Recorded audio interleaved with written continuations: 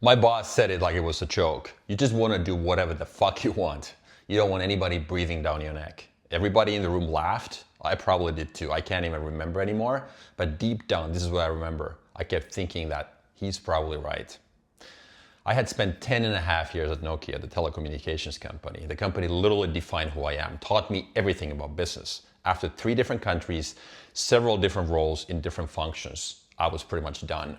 And this conversation with my boss was just something that happened almost weekly. When are you moving back to Finland? We want you closer to the core business. You're too far from us, because I was in San Diego. And my standard answer was, I like it here. My family likes it here. I like my freedom. I was dodging the bullet left and right. So what did I do? Like any responsible guy, I put together a plus and minus list, pros and cons. Let's start listing the things. My list looked pretty much like this.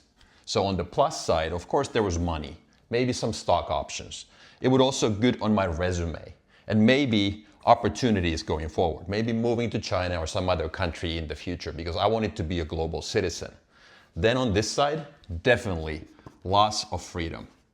I wanted to desperately do whatever the heck I want, like my boss said, and corporate was in the way. But at this point, I didn't understand that I was trying to apply logic to a key big question in my life that could only be decided based on intuition. I was about to find out, but at this point I didn't know. So over the next 6 months, me and my family, my wife, usually conversations in the kitchen when the kids were in bed, talking about different options. And I had 2 different things that I was weighing. So there was fear. How do I feed my family? I would be able to get a severance package from the company. So dental and medical insurance would be covered for the next 6 months. But after that, I was shit out of luck. My wife didn't work. She was home with the kids, about to apply for jobs, but that was later. So how do I provide for the family? So fear, that short-term fear was really big in my mind. This is the first thing. But then at the same time, there was another thought in my head that was called regret. Once I really understood that no matter how much I was contemplating putting different weights on pluses and minuses, fear is never going to go away. It was only about understanding that, okay, regret is bigger than fear. Then I was like, okay, this is how I have always decided everything big in my life. When I moved to the States at 19, to Florida for the first time, it was all about regret. I kept asking myself, if I don't do this now, am I going to regret it later? And that's how I was literally able to move past fear, which in my mind was this dark cloud overshadowing everything, and move to the other side where the sun is hopefully shining. That's how I literally decided. But then came the next question. What am I going to do now? What's my plan? Because I didn't have a plan. My plan was this. I just cannot be in a position at 90 when I'm literally out of time in my deathbed moment saying, okay, what the heck? I didn't try when I had time. And now, what am I going to do? Go back a few years, I had started investing in real estate with my brother. This was passive, literally buying some rentals, and my brother was managing them because he lived in Europe. So I had an option there, but I didn't really know anything about buying and selling because my brother took care of that. I didn't know anything about construction business industry. I didn't know any single agents or people involved in that in San Diego either. But I felt that this was something I wanted to do. Instead of managing people, sending a bunch of emails, I wanted to do something concrete. I wanted to do business, buy and sell, and be able to force the appreciation to go higher. Like literally add value in the process. So this is what I started doing. But I had no clue how to do it. At Nokia, I used to be the guy who was like the generalist. I was not a guy with technical background. I went to a business college. I didn't know how to engineer products. I was the guy who was running programs and doing a bunch of concrete stuff like buying and selling, but I never was able to design anything. Now here I am again, going into a new industry like real estate, and I don't know anything. I don't even know how to hang drywall. Obviously, I wasn't planning on doing it myself, but see, you get the point. I had no idea what I was doing. So that's when I went back. Okay, what have I done something that's been extraordinary in my books, in my life? I moved to a different country at 19.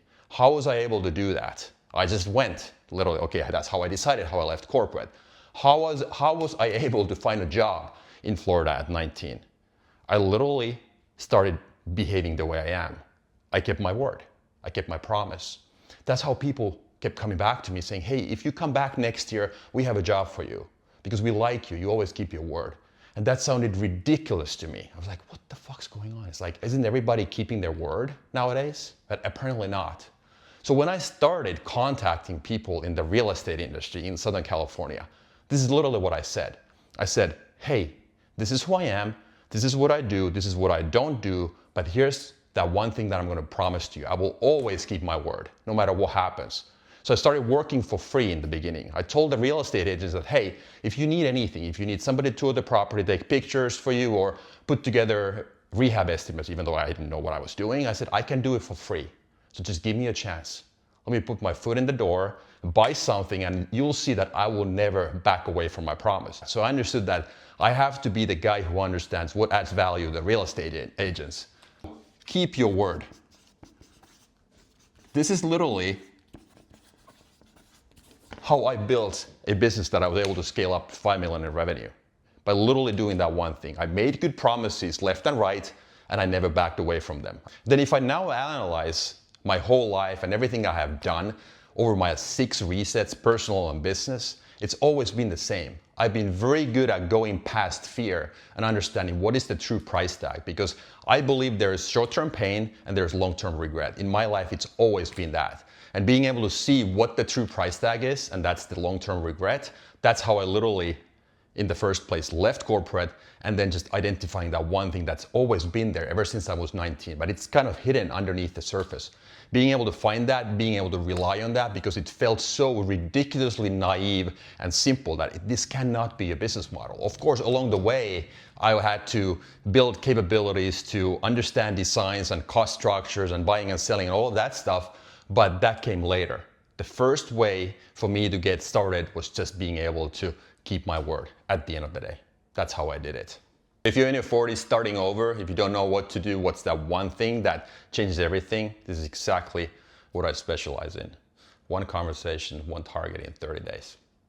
I'll see you in the next video.